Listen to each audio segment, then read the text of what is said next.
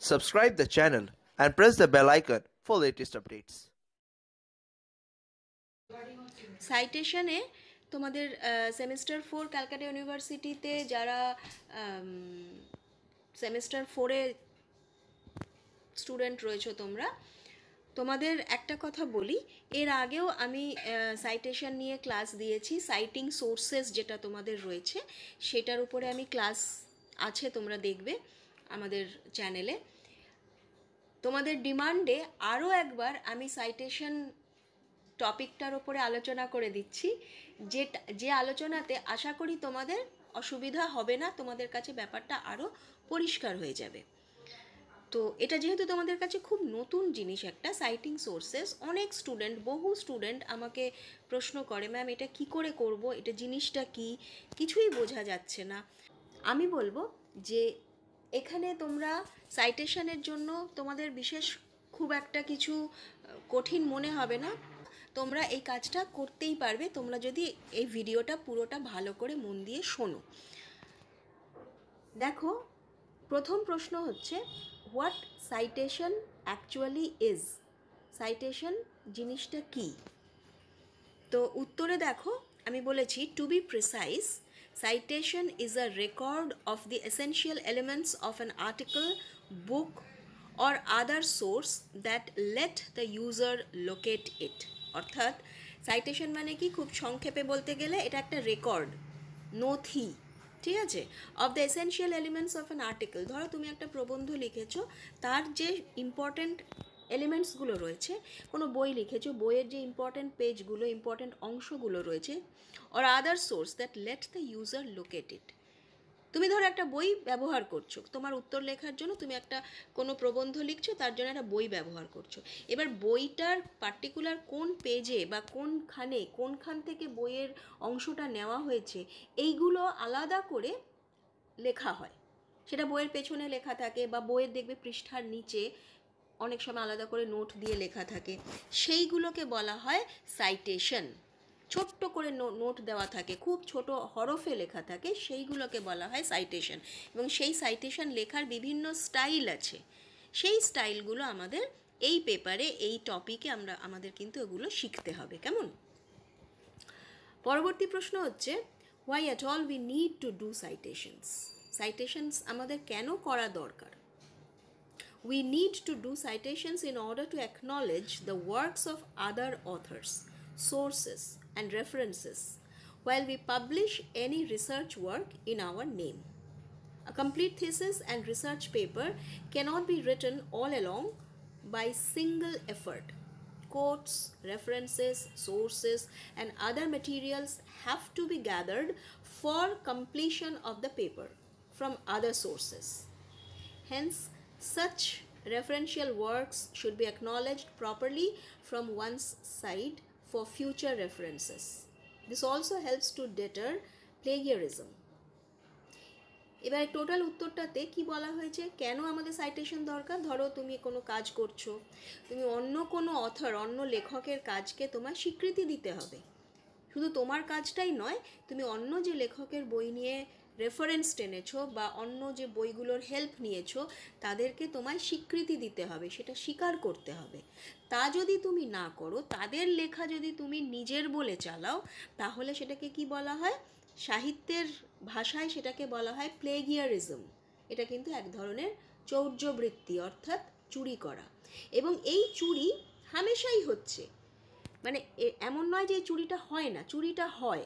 এবং সেই চুরিটা আটকানোর রাস্তা হচ্ছে সাইটেশন। অর্থাৎ তুমি যখন কাজ করছো, তুমি যেখান থেকে রেফারেন্স নিচ্ছ, ধরো কোনো ওয়েবসাইটে তুমি কাজ করছো, ওয়েবসাইট থেকে তুমি কিছু ম্যাটেরিয়াল নিয়েছো, তোমাকে তখন ওয়েবসাইটের নামটা উল্লেখ করে দিতে হবে, তবে গিয়ে তোমার লেখাটা অথেন্টিক হবে এবং গ্রহণযোগ্য হবে।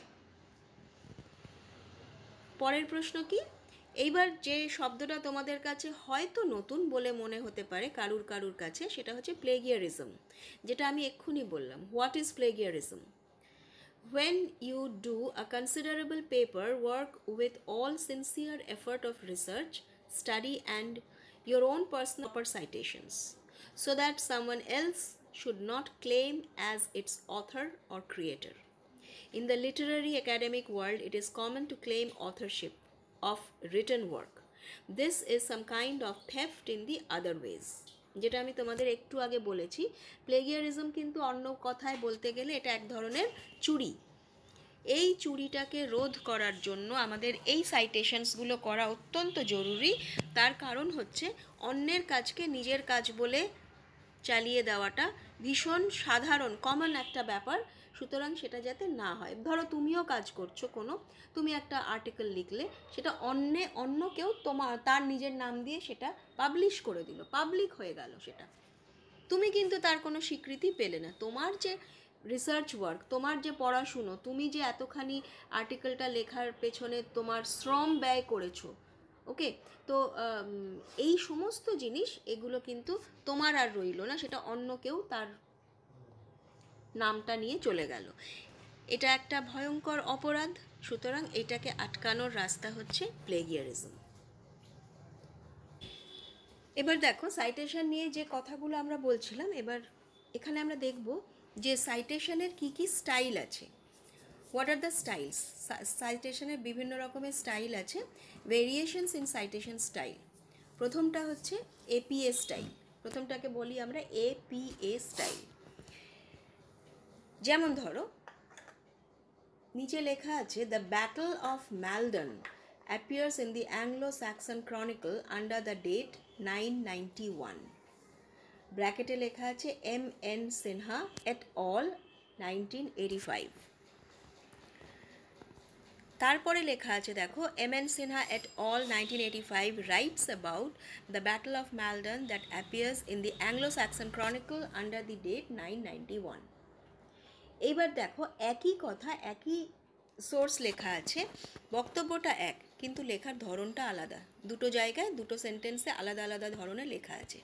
প্রথম যেটা, সেটাকে বলা হয় প্যারেনথেটিক্যাল সাইটেশন, অর্থাৎ লেখকের নামটা পরে এসেছে এবং উইদিন প্যারেনথেসিস, এটাকে বলা হয় প্যারেনথেটিক্যাল সাইটেশন। এবং পরের যেটা, সেটাকে বলা হয় ন্যারেটিভ সাইটেশন। তো ন্যারেটিভ সাইটেশন এবং প্যারেনথেটিক্যাল সাইটেশন এইভাবে লিখলে পরে সেটা আসে এপিএ স্টাইলে।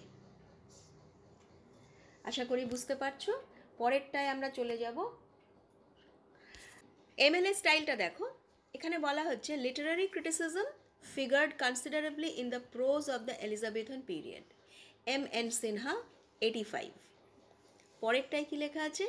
M.N. Sinha writes literary criticism figured considerably in the prose of the Elizabethan period. তাহলে দুটো স্টাইলের লেখার ধরনটা কিন্তু আলাদা, এপিএ স্টাইল আর এমএলএ স্টাইল। এবং এমএলএ স্টাইলেও দেখো, এমএলএ স্টাইলেও কিন্তু প্যারেনথেটিক্যাল সাইটেশন এবং ন্যারেটিভ সাইটেশন দুটোই হয়।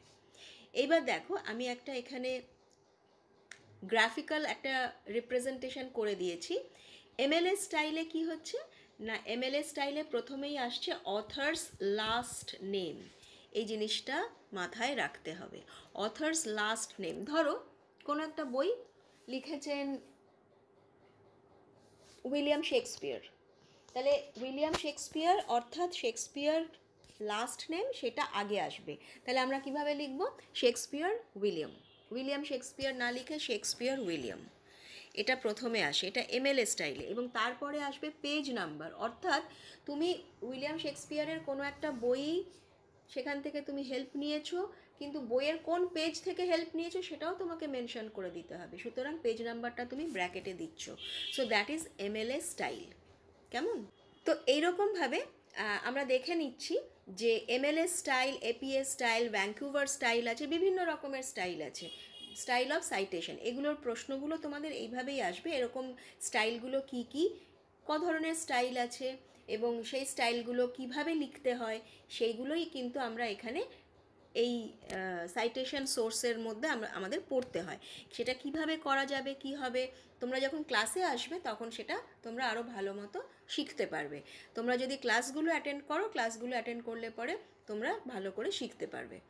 তো আমি এখানে একটা কথাই বলবো যে তোমরা যারা আমাদের এই চ্যানেলে পড়ছো, অনলাইনের স্টুডেন্ট যারা রয়েছো, তোমরা তো এতদিন ধরে পড়ছো, তো এখানে আমাদের ফোন নাম্বার দেওয়া আছে, তোমরা অবশ্যই ফোন নাম্বারে যোগাযোগ করবে ক্লাস যদি করতে চাও। ডাইরেক্ট ক্লাস করার জন্য তোমরা ফোন নাম্বারে যোগাযোগ করো, এবং তোমাদের কোনো কোয়ারি থাকলে পরে এ বিষয়ে অবশ্যই কমেন্ট বক্সে লিখে জানাবে। তোমাদের কি ডিমান্ড আছে সেটা লিখে জানাবে, আমরা সেই ডিমান্ডগুলো পূরণ করার নিশ্চয়ই চেষ্টা করব।